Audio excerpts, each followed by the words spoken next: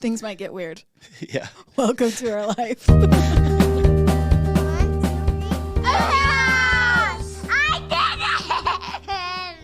think I'm ready. You good?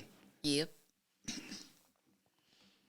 Welcome back to a new episode of the Hewlett podcast. The Hewlett House podcast. Crap, I did it wrong.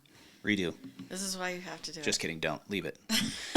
Stop. Who cares? These are our friends. They forgive us. Hi, friends. Sorry. Good morning. Good morrow. Good night. Good evening. Whenever you're listening to this. Did we cover all it all? Yeah. Good morrow. Hope everybody's day is going really good today. We have a busy one. This might be a little bit shorter episode. We're gonna. You're welcome. You're welcome. You're welcome in advance. Hopefully, we brighten your day. Yeah. Hope you crush it today, whatever you're doing. Seriously, though, what are you doing today?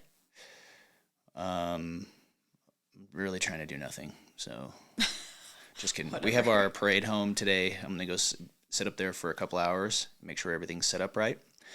And I'll be up there again on Saturday for a few more hours.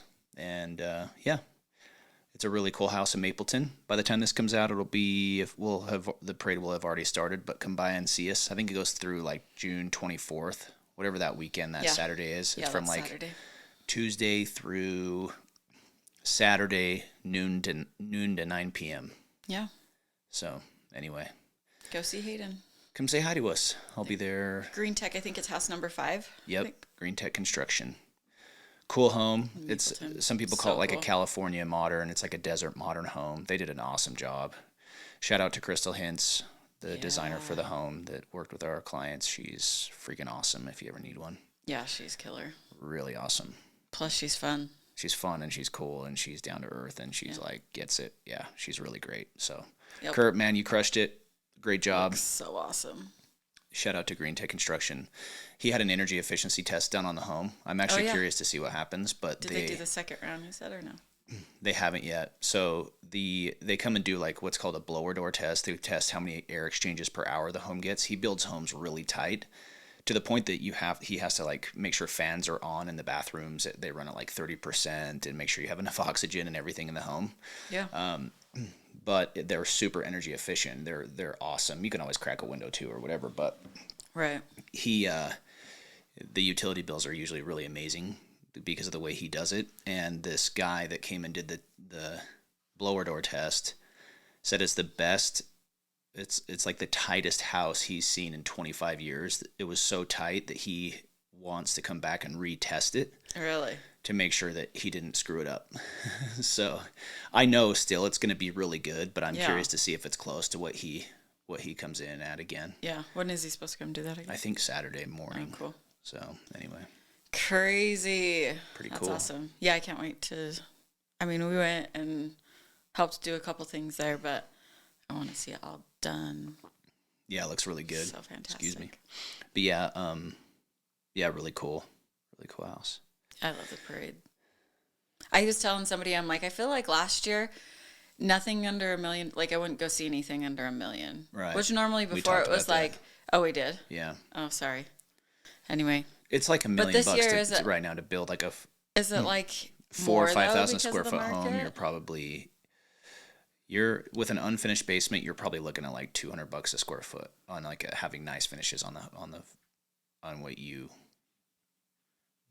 do build. You can do less, 170 to 175-ish to $200, depending on how you do it. If it's modern, if it's more modern and everything, you're probably going to be closer to 200, sorry. If you're more traditional in that and your roof isn't crazy, and some other things, it's you can do less than 200. To fully finish, I think our parade home will probably end out the build around 250, 260 a square foot, which in all honesty is pretty dang good. Yeah. Like, our pricing's pretty fair. It's pretty dang good. And with the quality too, and customization and all that. So all those factors in. Sweet. Well, cool. Can't wait to come through. But yeah, even if you're out of state, freaking call me. I can help you if you have builder questions. I was talking to some friends here the other day. I'm like, even if you don't use my builder, call me because I can help you. Just tell me I can sit in on a meeting with the builder you're talking to, or just tell me what they're saying, show me what their bids look like, show me, you can kind of pick out you want nothing, the good from the bad. Yeah. Like, you don't want a bad builder, so avoid that. I guess we did a whole episode on it, but yeah. Yeah. Anyway, we can The move on. joys. Should I sing a song? Fill of cotton. What? Fabric of our lives. Do you remember that commercial? Nope. Sounded racist for a second, what you were saying, so I just want to make sure. The touch, the fill of cotton. The fabric of our lives. I thought you were singing, like, songs of the South. Like, freaking... No. Hashtag racist. Get out of here. No, it was not. Hey, do you have a good news for us today? Do you want to share a good news segment? Yeah, I do. It sounds like a cute story. Okay, so there was this little kid. He would, like, since he was 4, he loved doing woodworking. He's a 7th grader now. And he was, he had a Instagram page, but it only had like 6 people that followed it. But he was just doing it because he loved it, right? Well, he came home from school one day and he'd been bullied by his classmates about his hobby that he loved. And so his dad's like, well, let's see what we could do about this. So they turned his hobby into a fundraiser, and they decided to sell his stuff to raise money for,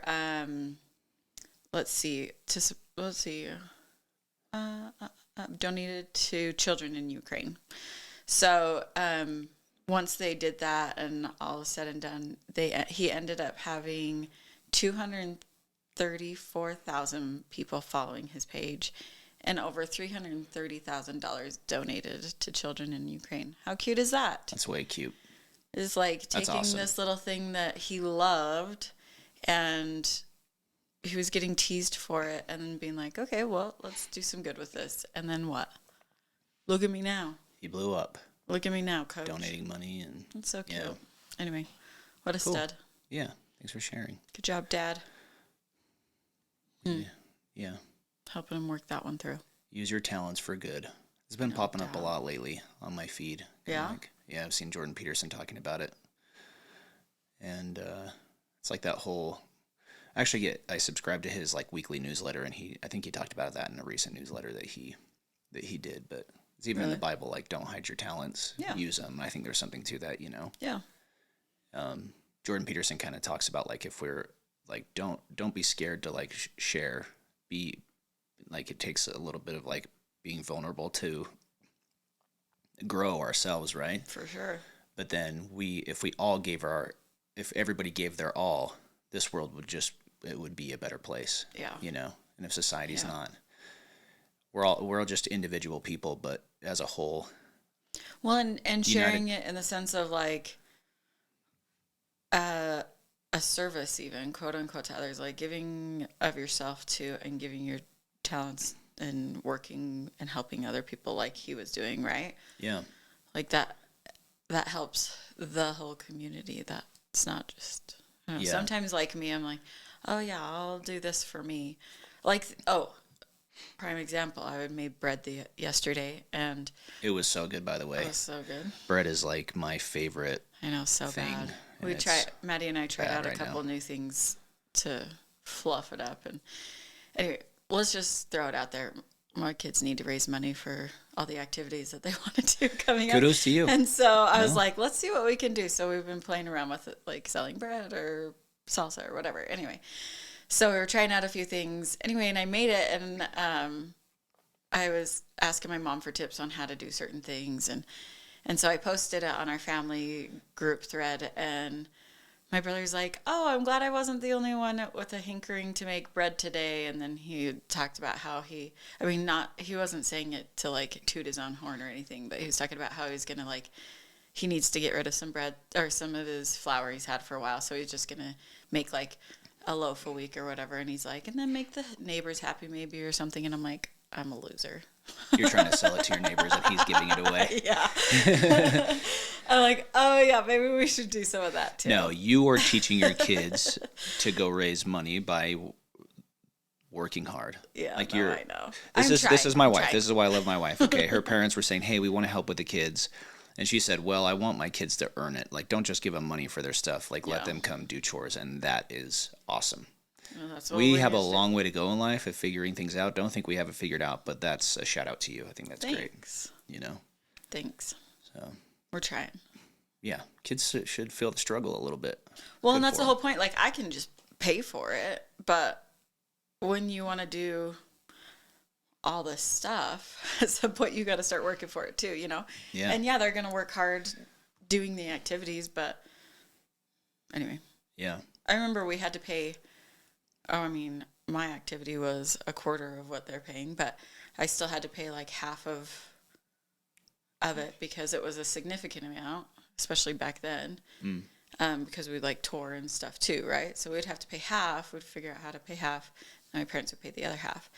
And so I'm like, okay, well, this is 4 times what I was doing. So even if we could pay half, anyway, I can still get at it.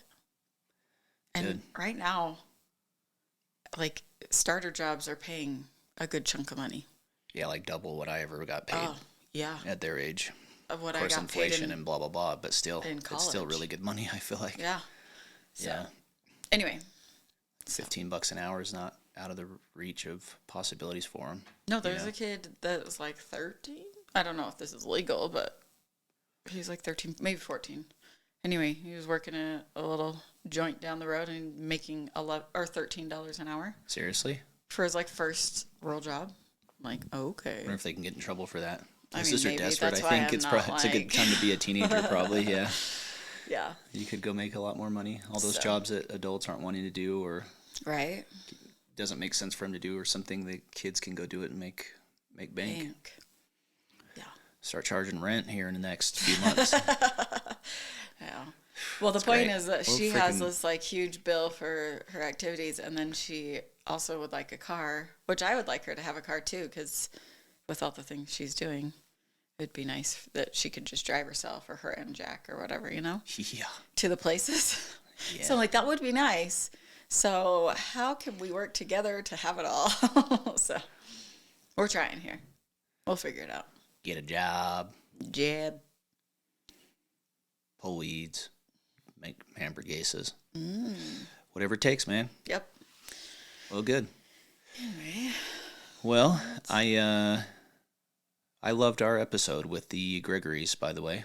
I did too. I just wanted to recap that for a minute. I thought that was I didn't know all of Brandon's story, so it was really cool for them to come in and talk about it and be so open and like raw. Super cool, yeah, really raw. And it's interesting to see like a few things. One, what stumbles people, right, in the church, and maybe in any faith, but we'll just again talk about like the LDS church. Is like mine was like history and kind of getting in and not knowing things and learning things that we kind of discussed without getting into details. And then his was so we'll say mine's history and some issues in there, just to make it really simple. Okay, it's not that simple, but it is for this. Right. And he said the straw that broke the camel's back was the building is in Salt Lake, and I'm like, oh, that's the way that they were using the funds. Yeah. I'm like interesting, and how everybody has a different perspective, and I was just like, oh, I thought we were cool because we were spending that money, but again, like I get why people would be mad about it too. You know what I mean? No doubt.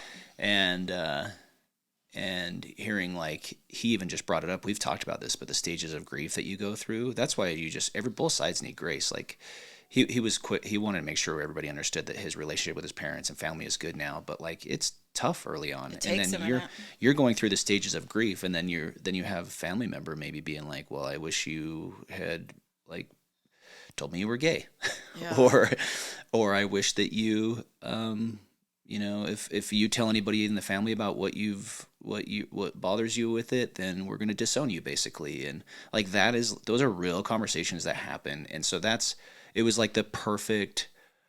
I knew that they had kind of been in a mixed faith marriage, and I wanted to know like how they make it work, which communication, ding, ding, ding, talking through things. But then also, like his experience with it is not that different, even though some of the issues that he has may vary between his and mine. And at the end of the day, we would agree on a lot more than we probably would disagree on. Yeah.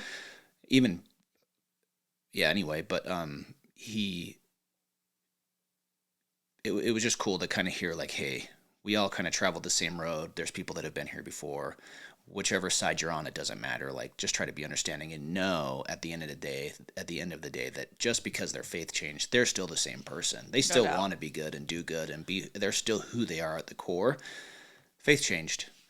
It's like, and it's really hard to explain if you haven't gone through it, but they're still the same human.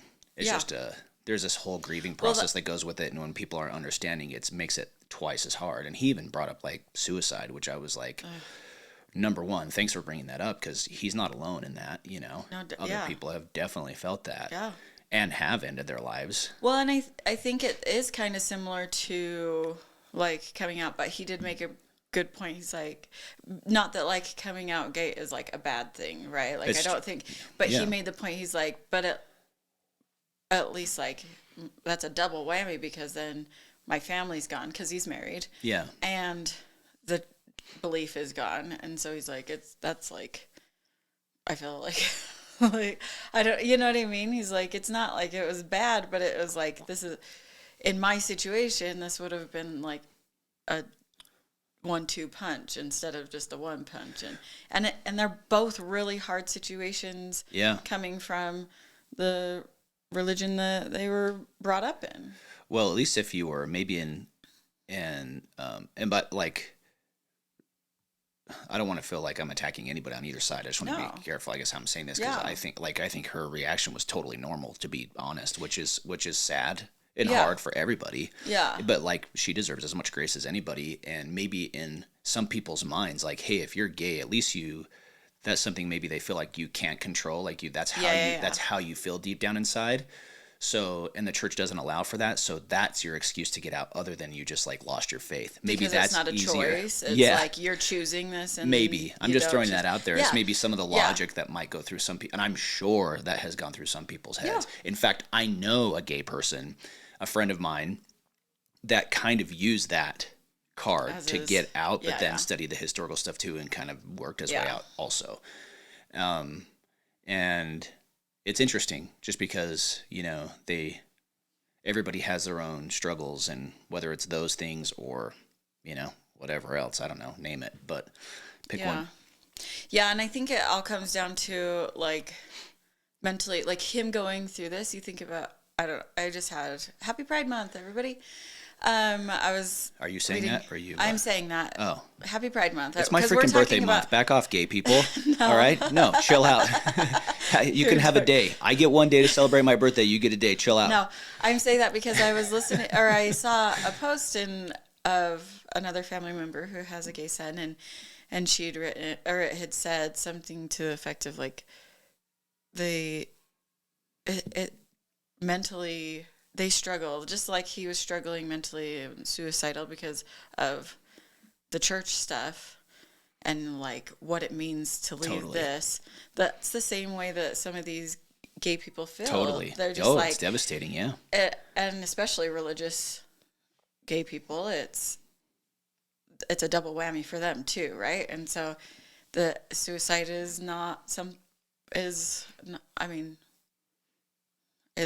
come up there too, right? 100%. In the sense where, which is worse.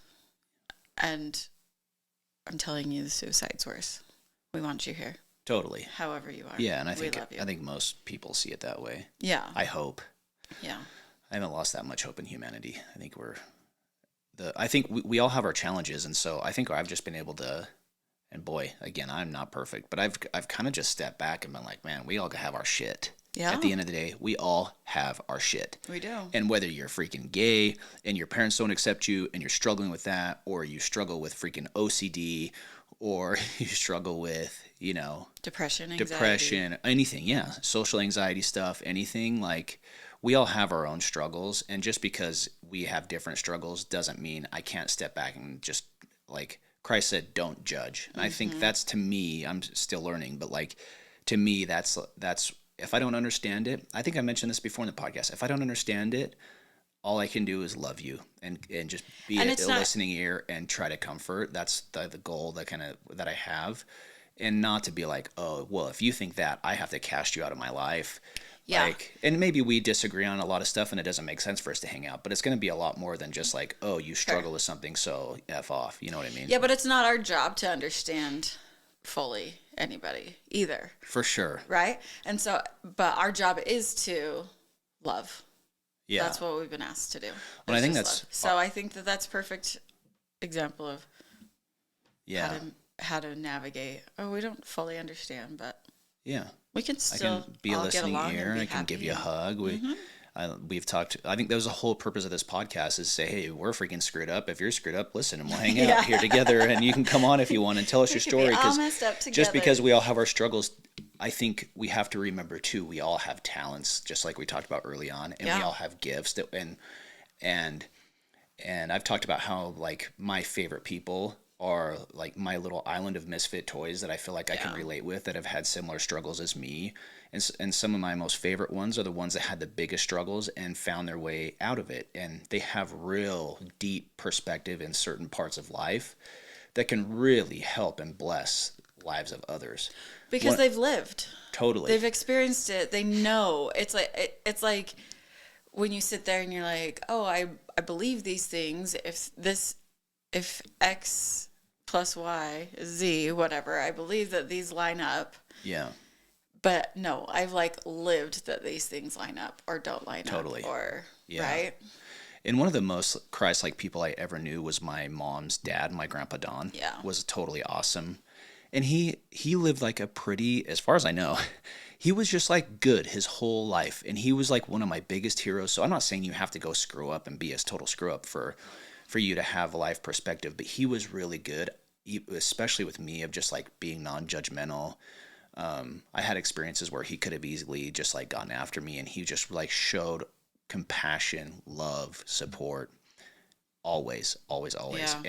And everybody, it sounded, I didn't know him like super non-judgmental for as many years as you did, but from everybody that I know that knew him, they all felt that same from him. Yeah. His vibe was legit, as the kids say, you know? So, but it's always been like this question in life that I've had of like, at what point is it, we learn from our mistakes, so shouldn't we go out and make a bunch of mistakes? No. But also we should avoid them and try to learn from them clearly. But when do you learn the most? When you've freaking screwed up, like, that's true. Or no, someone help me here, because I learn way deeper on a way deeper level and understand much more. Some people need to learn that way. And some people can learn from other people's mistakes. I have 2 brothers that way. Oh, what's their names? Let's talk about it. I'm just teasing. We need to talk about it. But we always had the one brother that sat back and watched the other brother and was like, why did you do that? And learned from them, right? Where the other brother had to learn for themselves. Yeah, I'm that brother, so I relate. I can talk crap. So right? all of so all of the kids... or all of your siblings can just watch you. You're the brother that's... I'm curious like a cat, okay? I'm curious like a cat. Will this stove really burn me? And if it burns me... How bad? What's going to happen? Will it blister? Yeah. How can I put snow on it? Does it really help? Fine. Cold water? Like, what is... I want to tell me everything. I want to know the whole idea behind touching the stove. Yep. How it works. Yeah. Give me the whole cycle of what's going to happen. Yeah. Random side note, I have rosacea on my face. What? We're going to go to skin disorders here for a minute. Skin diseases. We went from freaking, can I change subjects? Why? Oh, before we do. No. This is ADD at its finest right here, folks. You are witnessing it. I went to the dermatologist finally yesterday. That was good. Wait, keep going. What were you going to say before we do? I was going to read a little excerpt out of my book. Okay, read your book. Stay on read task. your damn book. Stay on task. I don't know what to do. Hurry. I'm hungry. Book. Okay, listen. I thought this would actually be I'm just going to read a couple paragraphs out of this book. It's called David O. McKay and the Rise of Modern Mormonism.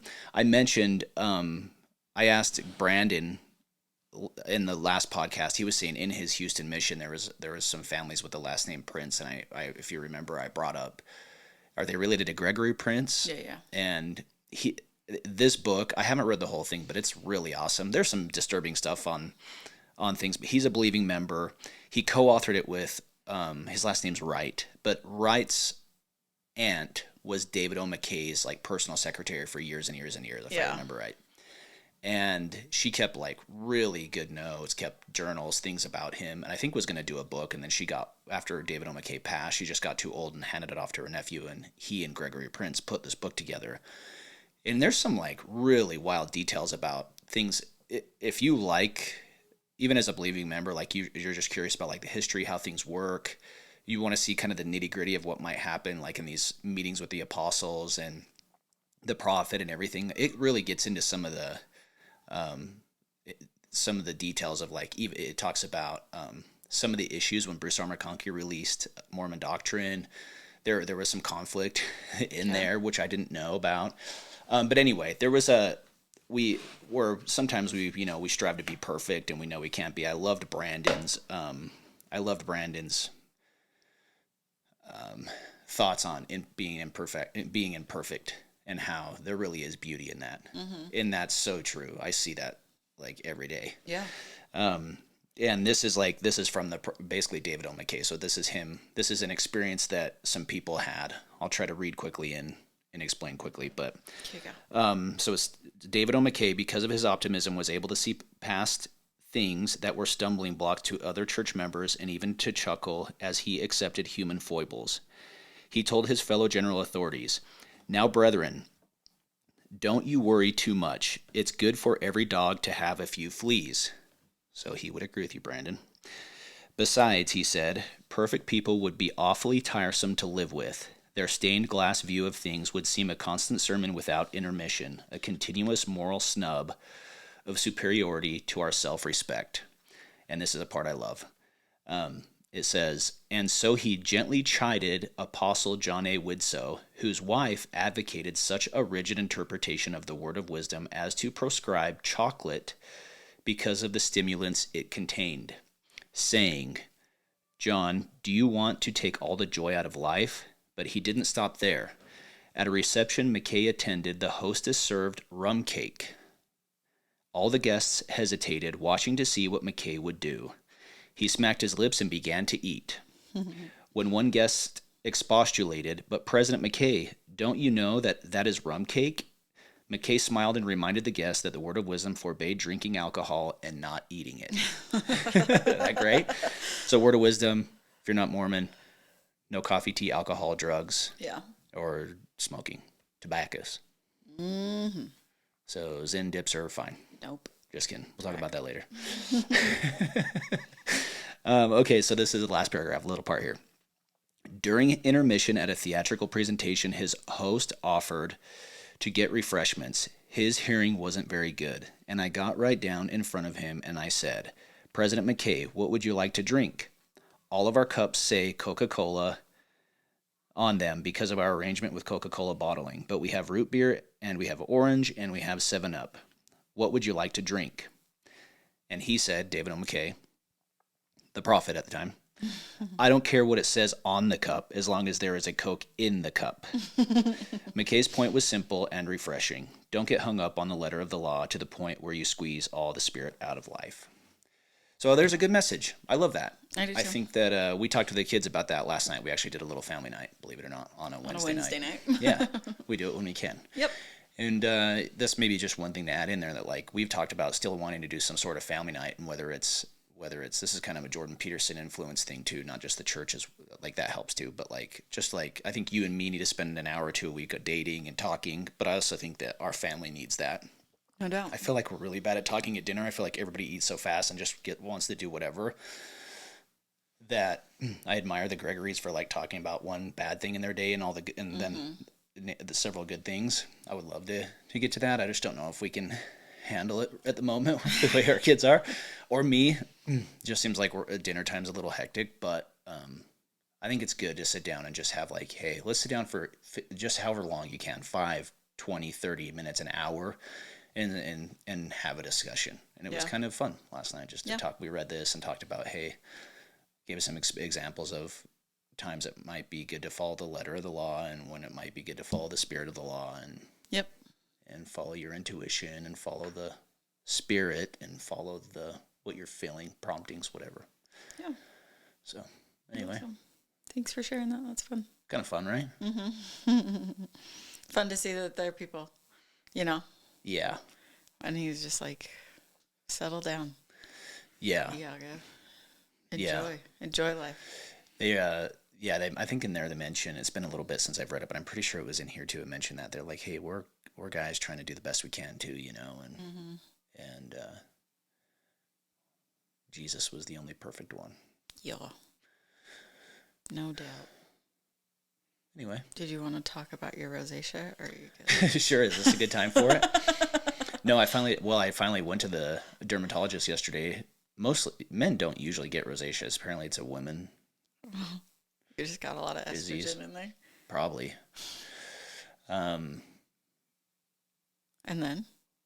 then I was just thinking, I actually take estrogen blockers because of my testosterone that I'm on. But I'm talking to him. I had gone to a dermatologist before, but after that is when my rosacea really flared up. Yeah. So the past few years, my face is always red, and everybody's like, why is your face red? Oh, did you get some sun today? I'm like, I have rosacea. I just tell everybody I have rosacea. Literally get the sunburnt comment. It's like midwinter. Where'd you go? Yeah. You're like... Even Sandy, my stepmom, we got back from the bear hunt. She's like, wow, Hayden, you got a lot of sun. And I did, but I also have rosacea. So I told her that, and everybody started laughing. I'm like, I have rosacea. And I think the sun does make it worse. And then I sweat, I sweat a lot at the gym, and I think that makes it worse. And if I I drink a ton of water, I've actually bought like that alkaline water, like a higher pH, and that does seem to actually help. My face has started to clear up. But yesterday when I saw the dermatologist, I'm like, this is about as good as my face gets right here. Yeah. And so he gave me minestrone. No, what's it called? What's that gel called for my face? I don't know. Had T's in it. Anyway, he got. I'm going to tell you because if you suffer with rosacea, you're going to want to know. Oh gosh. You're going to want to know. I sent you a picture of it. Of the name of it. Minestrone. Metronidazole gel. 1%. 1% metronidazole gel. Anyway. Those are too long of a word so for me to try and sound out.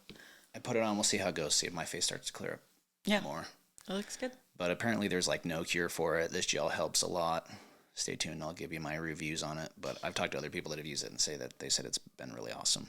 Good. But he's like, just find out the things you've eaten the past 48 hours if it starts to flare up, and try to avoid like hot foods, the sun, wear, pH, or what is it? SPF 30 sunblocker lotion stuff, which I have been using now more. It says do not put it, it's not for intravaginal use, so I need to remember to not use it for that. Get rosacea. Apparently people can... Stop. I'm like, this really is a woman's disease. Like, if the bottle of gel I have says don't put it on your gina. Stop. Sorry, is that too far? Oh my gosh, too far. I'm sorry. Thank you. I still am going to put it only on my face. On your face. Good. That's what it's used for. Only use as prescribed. Can I eat it? Do you think it would do better? No, that it way? said the I don't same know. thing. I'm going to probably just eat a little. It's the same thing about that. I'm just kidding. I'm kidding, okay, everybody? I will not eat my face gel. Did it smell good? Doesn't smell. That's another beautiful part about it. Yeah, actually it didn't. I didn't smell it last night after you put it on. Thanks. You're welcome. Thank you. You're welcome. Does anybody else sweat at night when they sleep? Oh my gosh. If so, text us why. We're trying to find out why Jess sweats so much. Not even like a me. Freaking man over here. Not even. It's not even me. I wake up. One time it was so bad, not too long ago. Sorry, this is gross. That he put his arm around me. Yeah.